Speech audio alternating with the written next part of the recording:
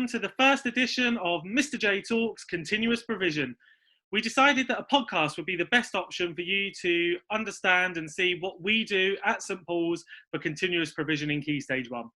Firstly, can we thank over 1,000 people that joined us for our webinar on Wednesday and over 1,500 people that have signed up for the next one this Wednesday. We are blown away by the support and we're really pleased that we are able to help you on your journey for continuous provision.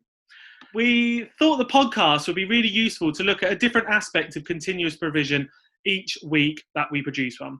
So 10 minutes of detail on continuous provision and how it works for us at St Paul's. And James, I thought the first thing that we talk about is buy-in from a range of different stakeholders. So pupils, parents, staff, and governors. So do you want to tell us a bit about that shared vision that we had around continuous provision at St Paul's? Of course. So I think the shared vision came from the fact that as a team, we work really, really well together in terms of reflecting what we have and knowing as practitioners that the way forward is to reflect and then think about how you're going to build upon that. And on reflection, we looked at things like transition into year one. We looked at the skills and development over the course of their time in year 1 and 2. And what we decided is that actually we wanted to offer them a further broad and balanced curriculum that enabled them to produce skills such as independent skills or time management skills and foster things like creativity. And on reflection, we decided, right, how can we ensure that happens? And so what it took was the fact that we reflected on what we had in the early years and the things that happened in that early years classroom. I often go in there myself and think, wow, look, this learning is fantastic. Children are engaged. They're interacting in sustainable learning. They're taking opportunities independently to further their learning journey. So we decided actually this would be fantastic in year 1 and 2, but we needed to make sure it was developmentally appropriate for them. And I think that's where we came together initially and said, actually, things need to change. We need to make it more early years based, but it needs to have its own identity and enable children to access the year 1 and 2 curriculum. Yeah, I think that's absolutely right. James, we have had a lot of questions around research for this and the research that we undertook in order to get this right. Can you tell us a bit about how we did that? So yes, we looked at the works of people like Alistair Bryce Clegg. We went to various schools across Kent.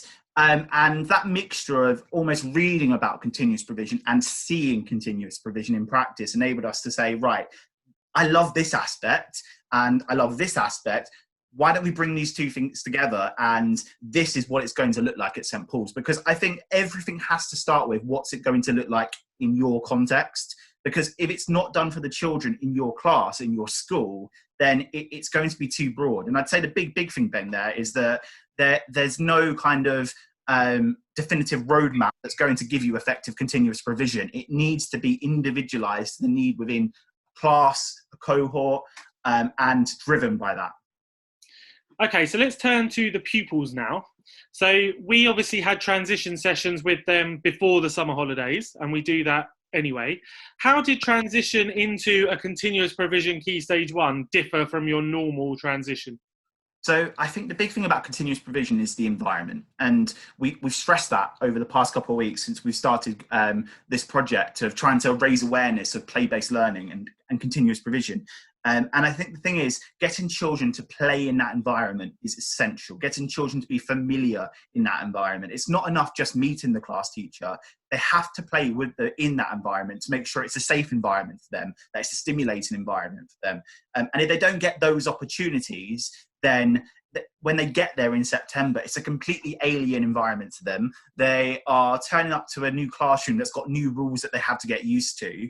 And there's so many things going on all at once, whereas that transition can be handled much better if time is invested allowing children to be in that environment prior to them moving in September. Second point, EYFS teacher has to be part of that journey too. If they're not part of that journey, it's going to feel like they've just been dropped off and being picked up by somebody else. So making sure that early years teacher comes with them in those transition periods and engages with their new class teacher. And you have that chat, and you always do that fantastic thing we do as teachers, that role play where you say, oh, isn't that a fantastic idea? And you talk to each other. And I would encourage the early years teacher and the year 1 teacher or year 1 and 2 teacher if it's a mixed form entry class to have that kind of relationship during the transition period. So the children see where they're going and it feels like a more comfortable and safe transition for them. We also made a point of opening up the classroom during the summer holidays, didn't we, for children to come in and have a look, and also posted on Twitter snippets of the environment in the classroom. So we had photos of the cooking corner, which was new to them, the woodwork area, the writing area, so that there was an opportunity for their children to become familiar with what was going on. So James, that's the pupils. Tell us about the parents.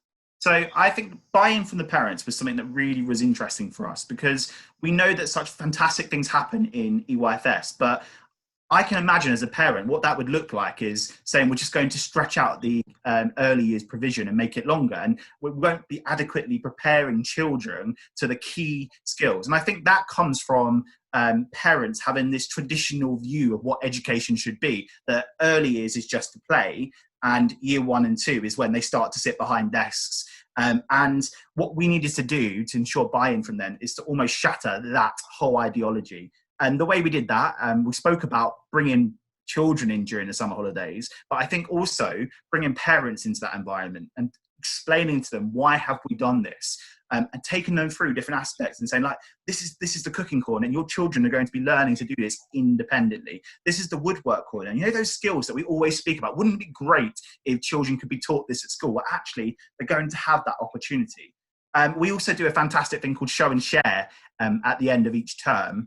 And that's where the parents come in and look through their books, look at the environment, look at the displays, and sit with their children and talk about the learning that's taken place during that term. And I think one of the highlights of this continuous provision journey for me was the first show and share, where parents were almost slightly skeptical about the whole idea of what we were doing. But when they opened those books, they saw the quantity and quality of the work that had been produced. And I'd also say the uniqueness of everything that was produced. You could pick up 2 different books and they were completely different because each child had responded in their own way. So ensuring parents on that journey with you is essential if you're going to install effective continuous provision. And would you say that's the same regardless of ability in terms of parents' perception?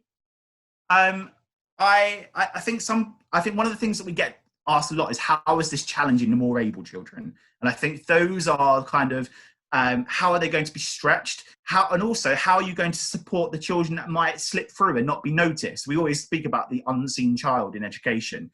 And I think that comes down to effective use of adults in the continuous provision space, and ensuring that parents are aware of that. It's not just a case of we're going to be sat with our focus group. There's constantly an adult available in the environment to ensure that they're observing. Obviously, they're not going to be able to observe absolutely every child in every single session, but what they do try to do is helicopter around and dip into play and further it. So if a child has chosen to write a diary entry, they're furthering that diary entry by looking at the features and discussing it with them. Equally, they're in the cooking corner and they are stretching them to say, right, why don't you use an adverbial here, such as first or then, and supporting children that way.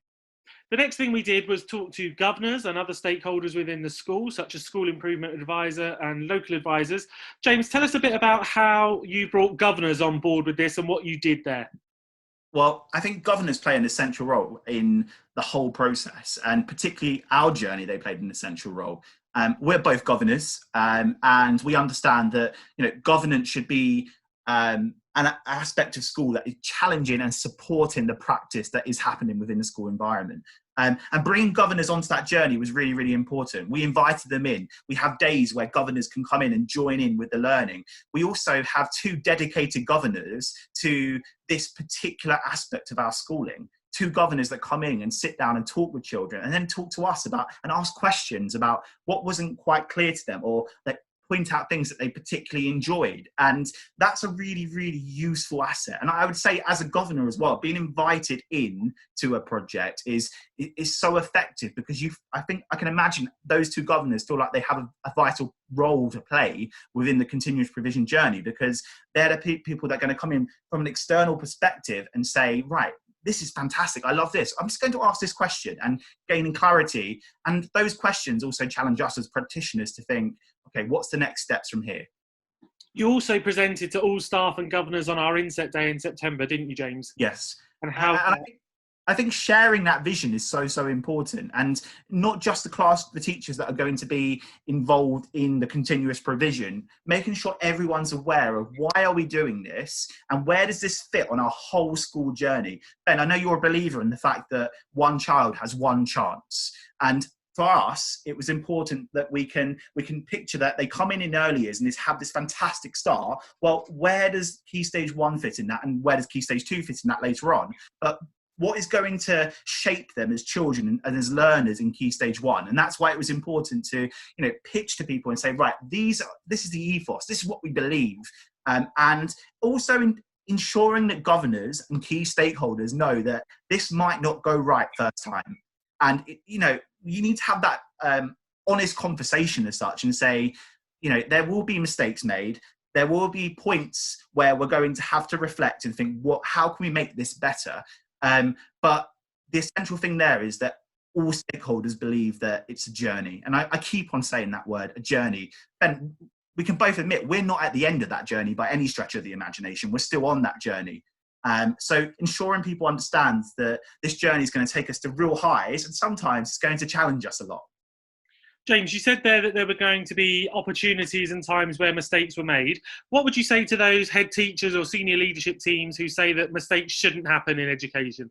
I think people sometimes have this perception that learning is linear. It all goes in a straightforward line and progress happens in straightforward line. Well, we know that's not correct. We know that's not right. Children's learning goes up and down, and things like progress steps. I'm so happy to work in a school, and I'm not just saying this because my head teacher's doing this podcast with me, but what I am saying is I'm so happy to work in a school that understands that and says, right, what we do here is going to provide children with a rich education, but in order to achieve that step, we're going to have to take some risks. And risk-taking is so important, because only by risk-taking can we take learning and provision of learning to the next step. So I would say to those head teachers that are saying, oh, I'm not sure, this might be difficult, this might be not achieve straight away its goals. Well, yes, it's not going to do it straight away.